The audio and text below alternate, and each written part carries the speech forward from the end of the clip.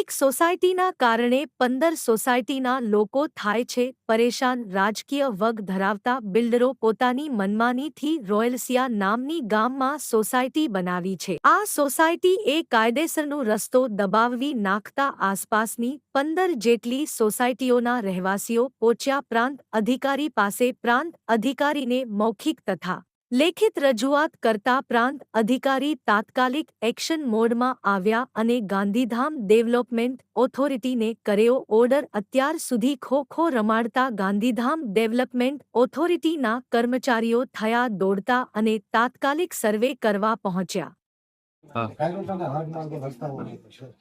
અમુક ડેવલપર્સના માલિકો દ્વારા અને ખેતર માલિકો દ્વારા છે બરાબર જબરદસ્તી ત્યાં દબાણો કરવામાં આવેલા છે અને કોલોનીની બાઉન્ડ્રીઓ અને ખેતર માલિકોએ જે બાઉન્ડ્રીઓ બનાવી નાખેલી છે તેના કારણે અમારા અંદરની જે સોસાયટીમાં 10 થી 15 હજાર લોકો જે વસવાટ કરી રહ્યા છે કોલોનીઓમાં એ લોકોના બધાના રસ્તા બંધ થઈ ગયા છે સાહેબ ખેતર માલિકે જ્યાંથી અમારો સાર્વજનિક જ્યાંથી રાજમાર્ગ નીકળે છે રસ્તો ચાલવાનો છે ત્યાંથી હવે જે રસ્તો પબ્લિક ઘણા વર્ષોથી વાપરતી હતી એ રસ્તો પણ ખેતર આખો ખોદીને બંધ કરી નાખ્યો અમુક જે સોસાયટીઓ પણ જે છે તેઓ પોતાની દાદાગીરીના કારણે અને રાજકીય ભગ ધરાવનાર વ્યક્તિઓ છે તે લોકો પણ બરાબર કે પોતાની દાદાગીરીથી પણ બધી બાઉન્ડ્રીઓ બનાવી લીધી છે બરાબર તેના કારણે પણ અમને તકલીફ ઊભી થઈ ગઈ છે અને હાલમાં અમારી આ બધી પબ્લિકની માંગ એટલી જ છે અમારા જે કાયદેસરના માર્ગો છે તે ખુલ્લા કરી આપવામાં આવે સાહેબ અમે 2 તારીખના સાહેબ હજી આપી ગયેલા છીએ હાલમાં જે ખેતર માલિકે રસ્તો બંધ કર્યો તેમણે અમને 8 દિવસની ચીમકી આપેલી હતી 8 દિવસ માટે એ લોકોએ રસ્તો ચાલુ કરી દીધો હતો અને આજે 16 થી 17 દિવસ થઈ ગયા સાહેબ એ ખેતર માલિકે પાછો રસ્તો બંધ કરી નાખેલો એટલે અમારે આ રસ્તાથી આવ જાવ માટે બધા નોકરી વાળા સ્કૂલ વાળા બધા આ રસ્તા ઉપર જ ઉપયોગ કરતા હતા એટલે કાયદેસરનો માર્ગ છે હવે સાહેબ 2017 થી કરીને અમારી રજૂઆત એક જ છે આ રોડ રસ્તા ઉપર બરોબર જે તે બધા 4 જગ્યાએ એ લોકોએ જે રાજમાર્ગ નીકળે છે એ બધા બ્લોક કરી નાખે અને એ લોકોને કેવા જઈએ છીએ તો દાદાગીરી કરે છે અને ધમકીઓ આપે છે અમે તમને ઉઠાવી દઈશું કાં તો તમારું ગમે તેમ નુકસાન કરશું હવે અમે એટલી રજૂઆત અને એટલી અરજી લઈને આવી છે કે અમારે મહેરબાની કરીને રસ્તા ખોલાવો એના કારણે જો પબ્લિક જો કાયદો હાથમાં લેશે અને ખોટો બધાને પછી હરકતમાં આવવું પડશે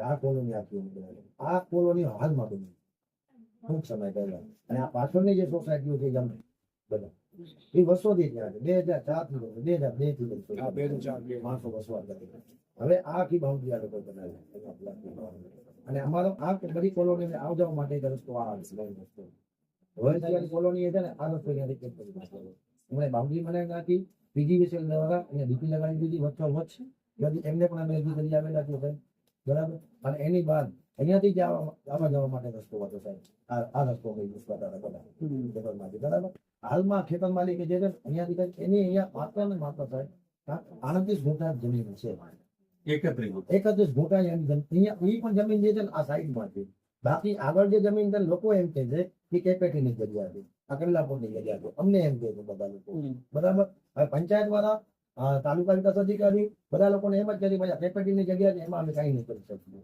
પણ અમને પોતાને પણ ખબર નથી કેપેટીની છે કે નથી બરાબર હવે આ રોયલ્સિયા પંચાયતને અમે પૂછીએ છીએ તો પંચાયતથી અમારું કઈ લેવા દેવા નહીં તો આ પંચાયત વાળો બધી વેરો તો વસૂલ કરે જ છે બરાબર એ કે અમે વેરો નથી લેતા અમારી પાસે એના પણ આધાર પુરાવા છે આખી કોલોની વેરો અમને પંચાયતને ભરે છે બરાબર સાહેબ બીજી વાત આ રોયલ્સિયા વાળા એમ કે છે અમે તમને અહીંયા આવા જગ્યા માટે આ જગ્યા આપેલી છે 15-20 જગ્યા અમે મૂકેલી ત્યાં યલો લાઈન જે છે એ અમારે જીડીઓ આપવું છે બરાબર તો આ રોયલ્સિયાની જગ્યા કેવાય સાહેબ તું મને ખબર ચોરસ મોરસ ચલે જગ્યા ચલે રસ્તો ચલે આ રસ્તા તો મૂકવા જ પડે સાહેબ આ આખી કોલોની ને આ કોલોની રોયલ્સિયા શેપ આ નવી કોલોની એનામાંથી પણ અમારો રસ્તો હતો સાહેબ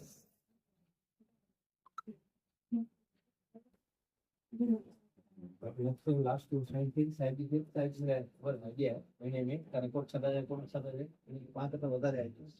હાલમાં સાહેબ અમારી પાસે જે રસ્તો હતો આખો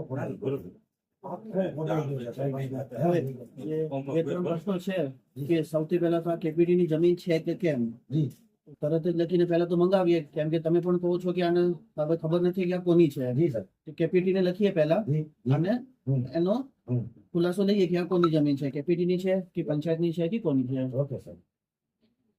વાંધો ठीक है. Okay sir. बाकी ये वांधो नहीं. लीगल है कि नहीं है.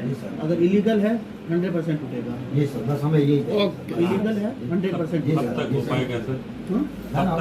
अभी पहले बाल का लगा. ये रास्ता हमारा राजमार्ग है. राजमार्ग है. अब अच्छा सभी जानते यहाँ हैं कि पे हमारी बाउंड्री सुनिए, है. जी सर. अगर ये राजमार्ग है अगर जी सर. तो राजमार्ग के लिए आप मामलेदार कोर्ट एक्ट में अपील कर सकते जी सर, जी हैं. सर. सभी जानते हैं. जी सर. ठीक है. Okay sir.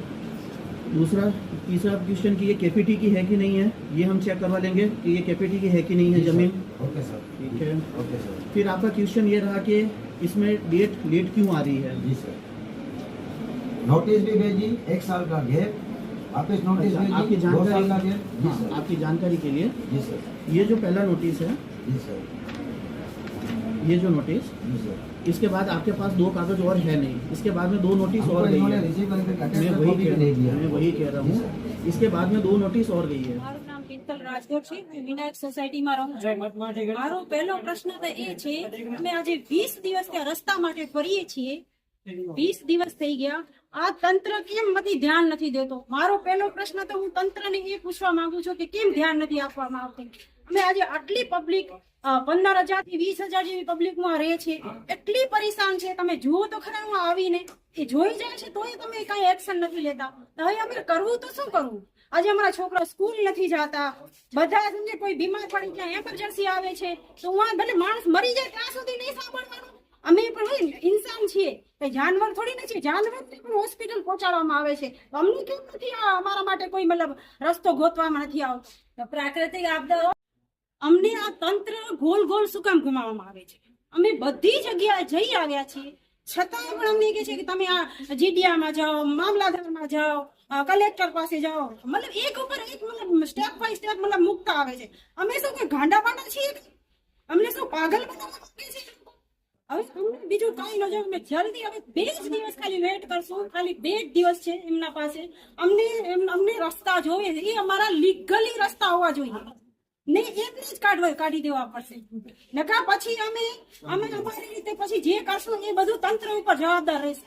અમારી કોઈ મતલબ આટલી જેટલી પબ્લિક છે કોઈ જવાબદાર નહીં રહે, તંત્ર જ જવાબદાર રહેશે. બસ વાતની બેન ધારાસભ્ય કને ગયા છે અમે બધે છે. વિનોદ ચાવડા કને પણ અમે પહોંચી ગયા છે. ક્યાંય અમારો રસ્તો અમને મળતો નથી. અમે 1 મહિનાથી 4 ફૂટથી અમારા રસ્તા બંધ કરવામાં આવ્યા છે. બાઉન્ડ્રી બની ગઈ છે. અમે ક્યાંય નીકળી નથી શકતા. અમારી બાઈઓ ક્યાંય જઈ નથી શકતી બહાર. છોકરા ભણવા નથી જઈ શકતા. અને બાઉન્ડ્રીના કારણે અમારા ઘરોમાં પણ પાણી ભરાય છે. અમે ક્યાંય નીકળી નથી શકતા. 50 ફૂટના ખાડા ખોદી નાખ્યા છે. 4 ફૂટ બાઉન્ડ્રી છે. સરકારને અમારી નમ્ર વિનંતી છે કે અમને રસ્તા ખુલ્લા કરીને આપે. નહીં રસ્તા ખુલ્લા કરવામાં આવશે તો અમે ધરણા દઈને બેસી જશું. કોના દ્વારા બંધ કરવામાં આવે છે રસ્તો? રોયલસિયા, ગેલાભાઈ, ઘણા બધા એવા છે. મોટા મોટા સૂર્ય એજન્સી અને ગાડા વાટો છે એ પણ અમારી બંધ છે. અમે દોડીને પંચાયતમાં પણ ગયા. આજ ખોલશું, કાલ ખોલશું, પણ કાંઈ અમારા રસ્તા ખુલતા નથી. નમ્ર વિનંતી છે અમારી કે અમારા રસ્તા ખોલવામાં આવે. અમે બહુ જ કંટાળી ગયા છે, હેરાન થઈ ગયા છે. કાલે જ એક છોકરો માંદો થયો તો અમે હોસ્પિટલ કેવી રીતે લઈને જઈએ? ખાડો છે એમાં પણ પાણી ભરાઈ ગયા છે. ક્યાંય બહાર નથી નીકળી શકતા. सरकार मैं नंदनगर में रहती हूँ. अभी हमें 20 दिन से जितनी हमको तकलीफ हो रही है ये हमारा दिल जानता है.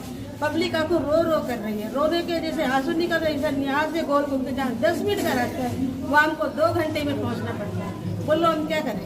क्या आप नौकरी छोड़ के बैठ जाए? या सरकार हमको खाना ला के देगी? या हमारे बच्चों को पढ़ाई भविष्य क्या करेगा? हाँ, रो के इंसान बैठ रहा है घर पे. ये सब जिम्मेदार कौन होता है? क्या पब्लिक के लिए सरकार बनी है? ये सब करने के लिए अगर सरकार है तो सुनती क्यों नहीं है? सुनते हम किसके पास जाए? जिस भी अधिकारी के पास जाते हैं वो जाता है उसके पास जाओ, वो बोलता है उसके पास जाओ. ऐसा कर करके हम लोग गोल गोल घूम के थक गए हैं भाई. अभी हम थक गए हैं. अभी हमको सिर्फ न्याय चाहिए, रोड चाहिए, रास्ता चाहिए. निकलना है हमको, बैठना नहीं है घर पे. बस यही विनती है कि हमें रास्ता दो, प्लीज रास्ता दो. हम अपने अधिकार के लिए लड़ रहे हैं. लड़ के थक गए हैं. रिक्वेस्ट कर रहे हैं. अगर आपको एक समय बता दो, 2 दिन 3 दिन, कितने दिन? अभी आखिर कितने दिन हम यहाँ पे परेशान रहेंगे भाई। 2 दिन से ज्यादा अभी नहीं, बस सहन शक्ति खत्म। अगर ऐसा है तो रॉयल सीए का गेट बंद और वो भी निकलना बंद, उनका भी बंद। हम परेशान है, वो भी परेशान रहेंगे, बस बात खत्म।